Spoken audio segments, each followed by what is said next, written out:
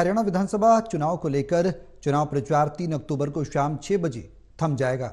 इसके साथ ही प्रदेश के सभी शराब के ठेके भी शाम 6 बजे तक बंद हो जाएंगे। हरियाणा निर्वाचन विभाग के नोडल अधिकारी मनीष कुमार लोहान ने बताया कि मतदान पर भारत निर्वाचन आयोग की भी नजर रहेगी और भारत निर्वाचन आयोग हरियाणा विधानसभा चुनाव की निगरानी वेबकास्टिंग द्वारा करेगा।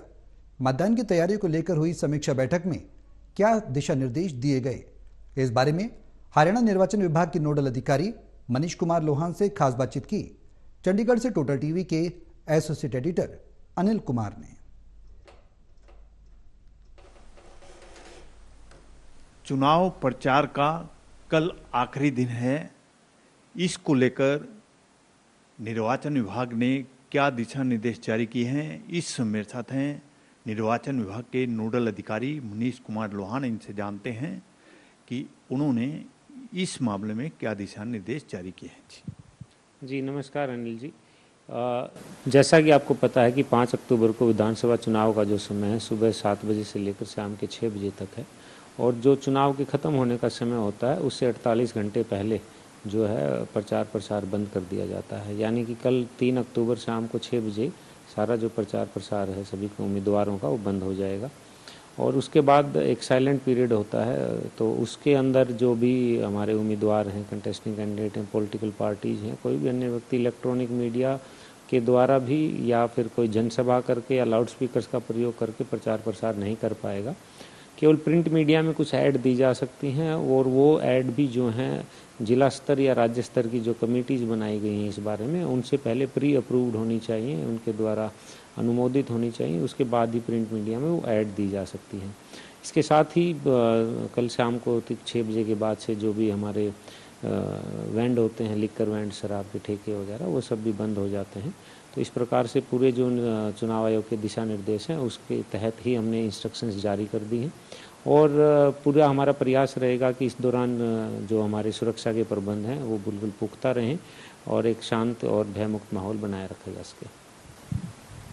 लोहान साहब, मतदान की तैयारियों को लेकर समीक्षा बैठक की गई है। इस बैठक में क्या दिशा निर्देश जारी किए हैं?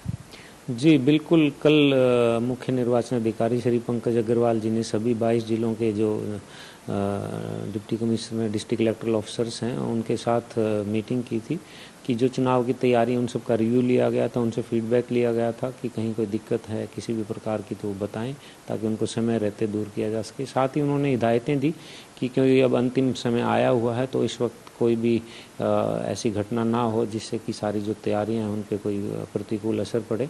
और 4 तारीख को जैसा कि आपको पता है कि पोलिंग पार्टीज़ का डिस्पैच होता है और 5 तारीख को मतदान के बाद उनसे जो पोलिंग पार्टीज वापस आती हैं तो उनसे सारा जो पोलिंग मटेरियल है उसकी कलेक्शन की जाती है। ये दोनों कार्रवाई अपने आप में बहुत महत्वपूर्ण है और इसके बारे में उन्हें डिटेल्ड दिशा निर्देश दिए गए कि पोलिंग पार्टीज़ का डिस्पैच और उनसे वापस जो मटेरियल की कलेक्शन है उसको बड़ा स्मूथ ढंग से किया जाए ताकि ना तो पोलिंग पार्टीज़ को कोई परेशानी आए और सारा कार्य भी नियमानुसार पूरा कर लिया जाए।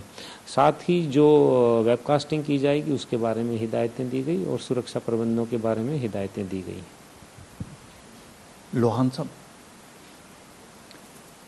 कांग्रेस ने राम रहीम के खिलाफ भारत निर्वाचन आयोग को शिकायत की है, इस पर क्या कार्रवाई की गई है? देखिए, जो भी शिकायत यदि भारतीय चुनाव आयोग को की जाती है तो उस पर चुनाव आयोग यदि हमें कोई निर्देश देता है तो उस पर हम आगे की कार्रवाई उनके निर्देशानुसार कर लेते हैं। लोहान साहब, अभी तक कितनी शिकायतें आई हैं और कितनी रिकवरी की गई है?